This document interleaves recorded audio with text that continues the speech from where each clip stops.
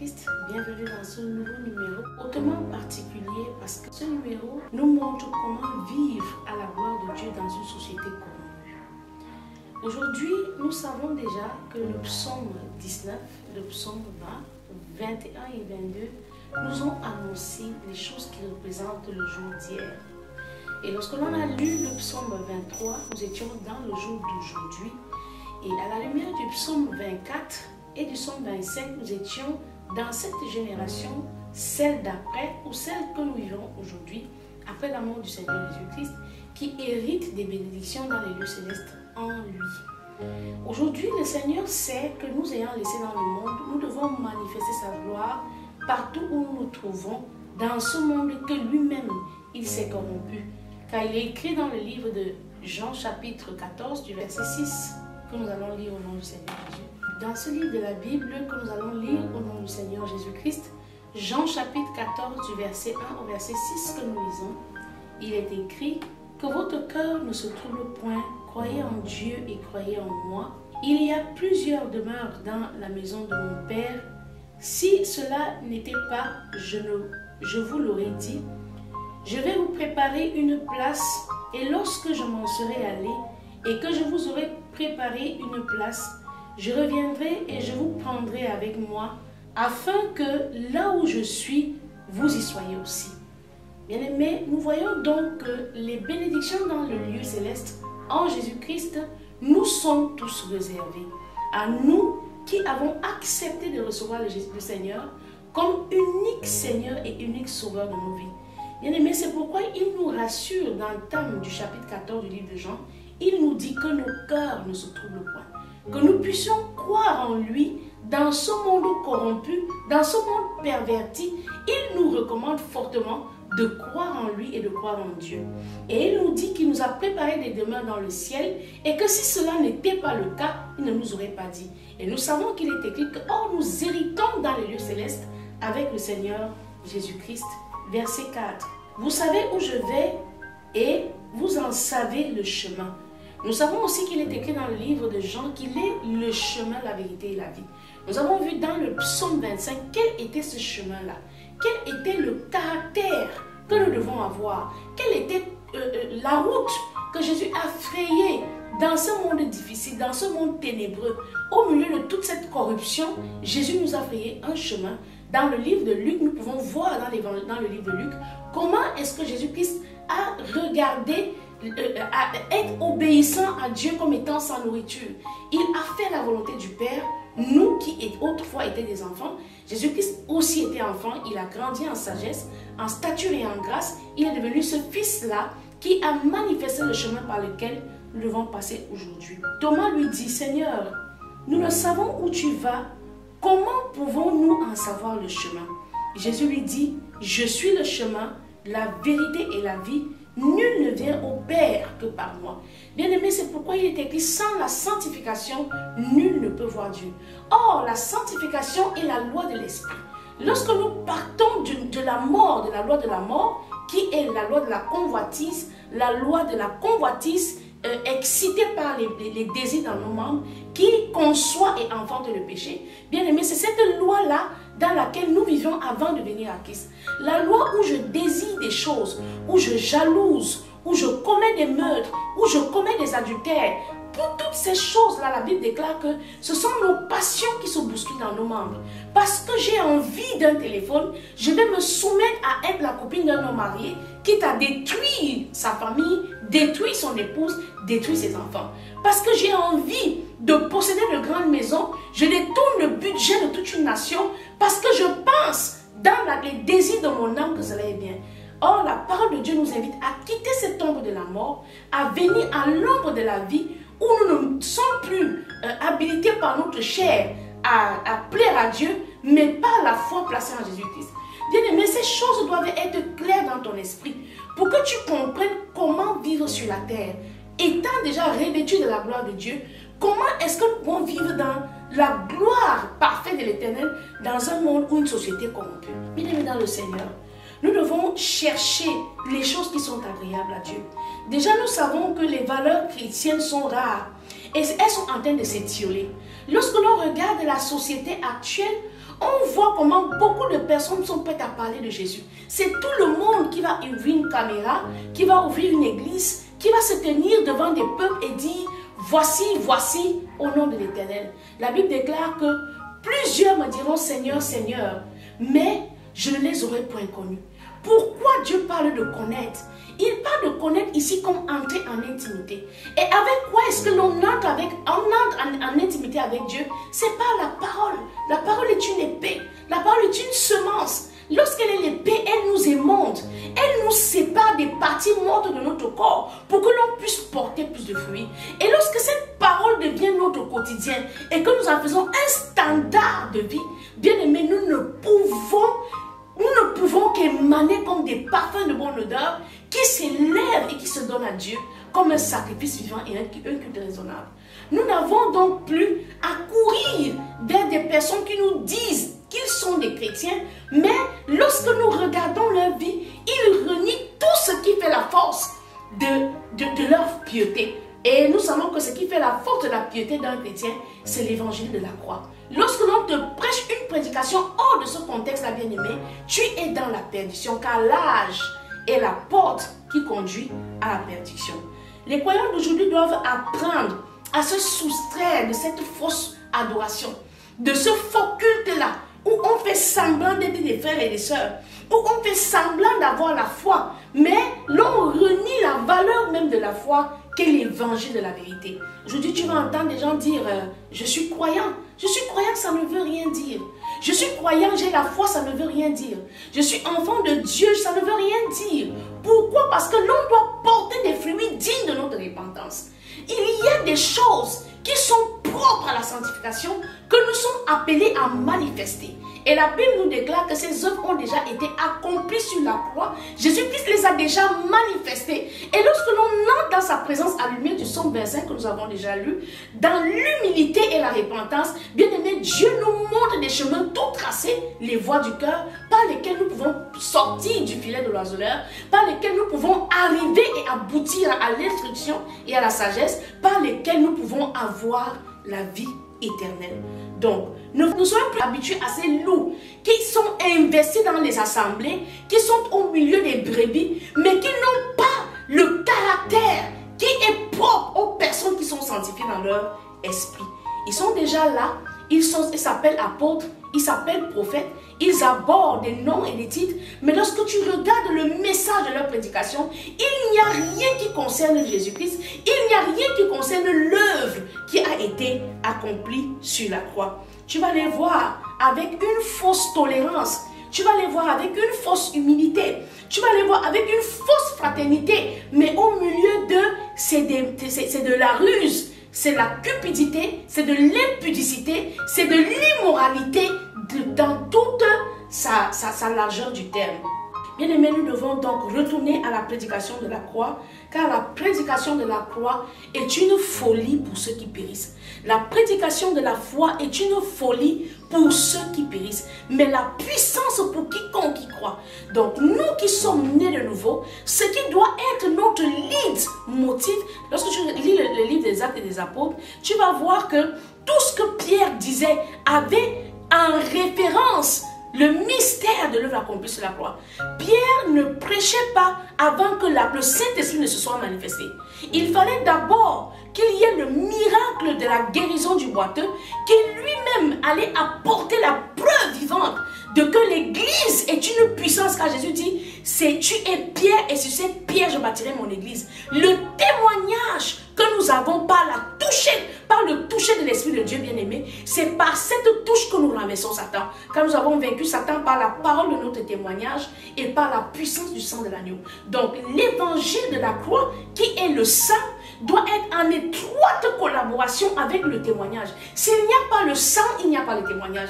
S'il n'y a pas l'offrande de Jésus-Christ sur la croix, il n'y a pas l'avènement de l'Esprit. Donc nous devons concevoir l'évangile de la croix comme étant le tout pour tout de notre message. Tu ne peux pas prêcher la parole si tu ne mets pas un accent sur la repentance. Tu ne peux pas prêcher la parole ou tu ne peux pas prétendre vivre dans la lumière si tu ne produis pas les fruits de la lumière. C'est pourquoi il est écrit dans le livre d'Éphésiens que nous devons condamner les œuvres des ténèbres. Nous devons réprimander les œuvres des ténèbres.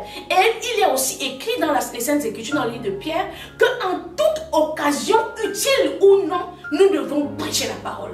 Nous devons annoncer aux hommes que Jésus-Christ revient bientôt et que l'œuvre qu'il a accomplie sur la croix sera précédée d'un jugement. Si tu ne sais pas ça, bien-aimé, aujourd'hui, profite de cette émission pour te réconcilier avec le Seigneur. Rentre en toi-même, médite sur les Saintes Écritures et abandonne ces œuvres vaines, abandonne ces mauvaises habitudes. Quitte le monde des ténèbres et manifeste la gloire de Dieu dans un monde corrompu, toi étant fidèle à la promesse et en attendant la résurrection qui enlèvera notre corps de la corruption.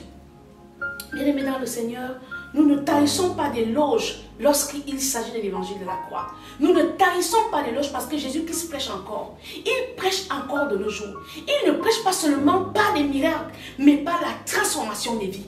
Bien-aimé, tu peux avoir un miracle aujourd'hui, mais cela n'a pas transformé ta vie. Tu peux avoir un enfant aujourd'hui, mais cela n'a pas transformé ta vie. Pourquoi? C'est pourquoi il dit à la femme samaritaine, si seulement tu savais quel est l'eau que je suis, quelle est la puissance de la parole, quelle est la puissance de l'œuvre qu'il a accomplie sur la croix, bien-aimé, aujourd'hui même, tu recevras cette eau vive-là qui va étancher toutes tes soifs. La soif du rejet, la soif de l'abandon, la soif de la pauvreté, la soif des informations de ce monde corrompu qui t'amène souvent à vendre ton âme, à te prostituer en dessous de ta valeur. Aujourd'hui, tu sais que je peux vivre la sainte doctrine dans ce monde corrompu lorsque je m'aligne uniquement à ce qui fait la puissance de l'évangile, qui fait la puissance de la parole, qui est l'évangile de la croix. L'apôtre Pierre n'a pas cherché un autre message. L'apôtre Pierre n'a pas cherché une autre parole, si ce n'est de dire ce Jésus que vous avez crucifié, que nos pères ont rejeté, que vous avez ignoré comme étant Dieu. C'est ce Jésus-là qui a accompli ce signe. Bien aimé, la Bible dit par la suite que Pierre, qui n'était qu'un illettré, qui n'avait eu aucun diplôme, il parlait avec tellement d'assurance. Car lorsqu'il y a l'Esprit de l'Éternel, lorsque Jésus-Christ est un homme, cet homme est rempli d'intelligence. Cet homme a la capacité d'avoir la parole de vérité par la pression de la sagesse de Dieu pour amener les autres à la repentance, donc à la vie éternelle. C'est un mystère. C'est une première, c'est-à-dire, je dirais, c'est l'ancêtre de la chirurgie.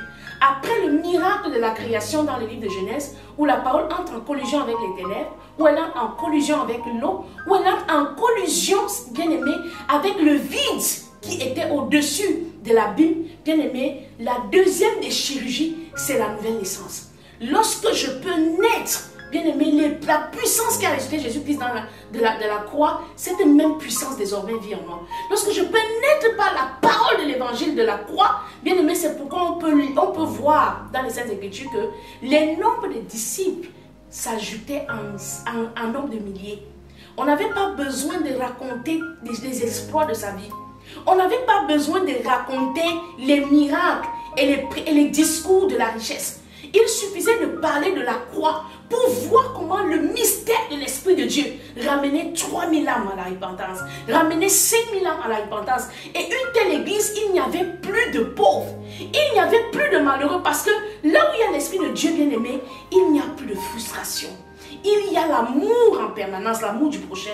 C'est pourquoi c'est le seul commandement que Dieu nous donne d'ailleurs. Aimer notre prochain comme nous-mêmes. Ça, c'est le commandement de Dieu. Et d'aimer Dieu de toute sa force, de toute sa pensée et de tout son être. Si je veux vivre sur cette terre, dans ce monde corrompu, dans la lumière de la parole de Dieu, à la gloire de mon Dieu, je dois d'abord prôner premièrement l'évangile de la croix, prêcher Jésus-Christ et non mon intelligence, mais prêcher Jésus et laisser l'Esprit de Dieu m'accompagner dans cette prédication, car c'est lui qui convainc de la justice, du péché et du jugement. Et après cela, je dois manifester des œuvres, des fruits dignes de ma repentance. C'est pourquoi nous allons lire dans le livre de 1 Corinthiens, chapitre 1 au verset 18, que nous lisons au nom du Seigneur Jésus. 1 Corinthiens, chapitre 1, du verset 17 au verset 18, que nous lisons au nom du Seigneur Jésus-Christ. ce n'est pas pour baptiser que Christ m'a envoyé, c'est pour annoncer l'évangile. Et cela sans la sagesse du langage, afin que la croix de Christ ne soit pas rendue vaine. Bien aimé, les choses de l'esprit ne sont pas les choses de l'intelligence. Verset 18. Car la prédication de la croix est une folie pour ceux qui périssent, mais pour nous qui sommes sauvés, elle est une puissance de Dieu. Nous devons savoir donc que nous ne devons plus nous contenter d'être juste des chrétiens de dimanche, ou nous devons plus nous contenter d'aller dans les assemblées parce qu'on a attendu qu'il y a un grand prophète qui fait des miracles. Mais nous devons nous rassurer, c'est est-ce que la parole qui est prêchée dans ces lieux-là parle de l'évangile de la croix? Est-ce que c'est la croix qui est mise en évidence? Est-ce que dans tout ce que je fais ici, c'est le nom de Jésus-Christ qui est glorifié? C'est ainsi que l'on peut manifester la gloire de Dieu dans ce monde corrompu. C'est pourquoi il est important de ne pas avoir de la tolérance envers le péché. C'est pourquoi il est important de ne pas dorloter l'erreur. La Bible nous demande de condamner ces choses.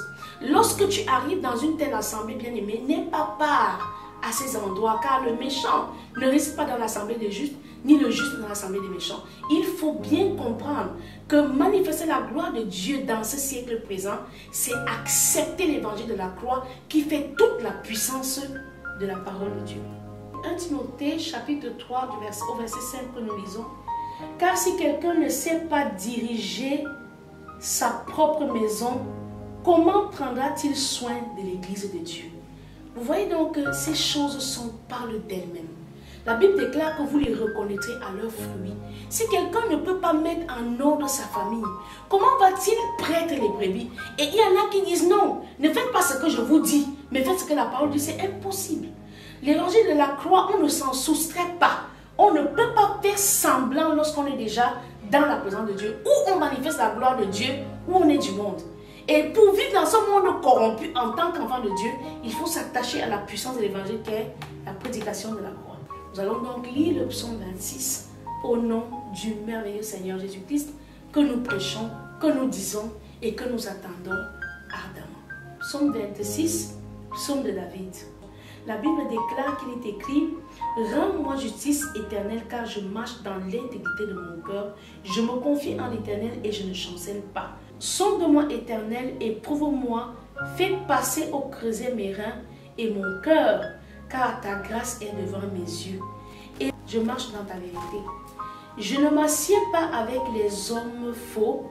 Je ne vais pas avec les gens dissimulés. » Ces personnes hypocrites, nous avons parlé dans le terme de cette exhortation, ces personnes qui font semblant d'être des frères. Quand tu lui demandes de quelle obédience es-tu, il te dit ah non, je suis croyant, je suis chez moi, je crois en Dieu comme tout le monde, je suis chez moi. Bien aimé, on ne choisit pas, il n'y a pas de l'évangile sur mesure, où tu es dans la prédication de la croix qui est une puissance pour ceux qui croient en elle, ou alors tu es dans la folie, car la prédication de la croix est une folie pour ceux qui ne la reçoivent pas. Donc, il est important, bien-aimé, que tu ne sois pas quelqu'un qui est dissimulé. Il est important que tu ne marches même pas avec ces personnes. Il est important que tu ne t'assieds pas en présence des personnes fausses. Il s'appelle frère, il s'appelle sœur, il s'appelle apôtre. Mais lorsque tu regardes les fruits qu'ils produisent, la Bible déclare que vous les reconnaîtrez à leurs fruits. Je hais l'assemblée de ceux qui font le mal. Je ne m'assieds pas avec les méchants. Je lave mes mains dans l'innocence et je vais autour de ton autel, ô Éternel. Tu ne peux donc pas croire en Dieu en restant chez toi. Tu ne peux pas dire que tu es un chrétien né de nouveau, mais tu ne fréquentes pas une assemblée. Bien aimé, il est important que nous ayons des coutumes, les coutumes de Jésus. Jésus avait pour coutume d'aller à la synagogue. Jésus avait pour coutume de prier. Jésus avait pour coutume de guérir, de délivrer. Les coutumes de Jésus sont telles qu'il allait de village en village pour annoncer l'évangile. N'attends plus que quelqu'un te donne l'autorisation de le faire. Car lorsqu'on lit les Saintes Écritures, on voit que Pierre a eu le même problème. Et les gens lui ont dit, on ne veut plus que tu parles de son nom là ici. C'est chaque fois que tu auras à parler du nom de Jésus que tu auras des oppositions. Tant que tu n'as pas d'opposition, tu n'as pas encore touché à la puissance de l'évangile. Car la puissance de l'évangile est en inimitié avec le monde. Lorsque tu prêches la croix, bien aimé, tu n'auras pas beaucoup d'acclamation. Lorsque tu prêches la véritable croix, bien aimé, tu n'auras pas autant de gloire. Pourquoi? Parce que la croix, bien aimé, c'est une folie pour ceux qui l'ont rejeté. Pour ceux qui sont dissimulés. Pour ceux qui paraissent, mais au-dedans sont des tombeaux blanchis. Éternel, j'aime le séjour de ta maison, le lieu où ta gloire habite. C'est dans la maison de l'Éternel que l'on est transporté dans cette gloire-là et que dont nous sommes rechargés et nous pouvons désormais partir de ce lieu-là pour aller manifester la gloire de Dieu dans ce monde corrompu. Car nous nous souvenons que le thème de ce psaume 26, c'est nous montrer comment manifester la gloire de Dieu au milieu d'un monde corrompu. Il faut donc que j'ai pour coutume d'habiter dans la maison de l'Éternel pour que je sois revêtu de cette gloire-là. Et je pars de ce lieu maintenant pour aller manifester dans ce monde ténébreux. Et la Bible déclare, n'enlève pas mon âme avec les pécheurs. Bien aimé, ça doit être ton désir, ça doit être ton soupir de dire à Dieu, tant que je n'ai pas connu la vérité, tant que mon esprit n'est pas marqué par le sceau de l'Esprit de Dieu, ne permets pas que je meure. Ne permets pas que je revienne à toi. Ne permets pas que ma vie te revienne dans cet état. Vous voyez ici dans le psaume 26, le roi David dit, n'enlève pas mon âme avec les pécheurs. Que je ne revienne même pas à toi dans ces conditions-là, où je n'aurais pas pu manifester ta gloire, où je ne me serais pas séparé de ce monde corrompu, où je n'aurais pas pu être le témoin de l'évangile de la croix. Il est important et capital. Et je dirais même c'est la base de la destinée en Christ. Manifester la gloire de Dieu sur la terre. C'est même ça la destinée en Christ. Manifester la gloire de Dieu sur la terre au milieu d'un monde corrompu. J'ai donc besoin que mon âme ne retourne pas à Dieu pendant que je suis dans l'assemblée des pécheurs. J'ai besoin de me repentir. J'ai besoin de courir à la vie pour saisir la vie éternelle. Seigneur, ne permets pas que mon âme revienne à toi avec les pécheurs. Ma vie avec les hommes de sang. Dont les mains sont criminelles et la droite pleine de présents. Ceux qui tuent la nuit, mais qui en journée sourient. Ceux qui sont capables de détruire, abuser d'une veuve, abuser d'un orphelin, abuser d'un rejeté, mais qui apportent des présents. Bien aimé, ces personnes frauduleuses qui ont étiolé les valeurs du christianisme. Bien aimé, c'est des personnes, la Bible dit que fuyez au milieu d'eux, sortez du milieu d'eux. Nous devons nous conserver purs pour que la gloire de Dieu soit une prédication que notre vie apporte pour changer notre environnement. Dont les mains sont criminelles et la droite pleine de présents, moi je marche dans l'intégrité, délivre-moi et aie pitié de moi, mon pied est ferme dans la droiture, je bénirai l'Éternel dans l'assemblée. L'assemblée revient, c'est en communion fraternelle que nous pouvons chanter des louanges à l'Éternel. C'est en communion fraternelle, la Bible déclare que là où 2 ou 3 sont réunis en mon nom, je serai avec eux. Bien-aimé, Dieu est avec toi dans l'assemblée. Et cette coutume-là, d'aller prendre dans l'assemblée la gloire de l'Éternel autour de son autel pour aller impacter ton monde et manifester désormais cette gloire au milieu d'un monde corrompu. C'était votre émission à la lumière du psaume 26. Rendez-vous pour un prochain numéro.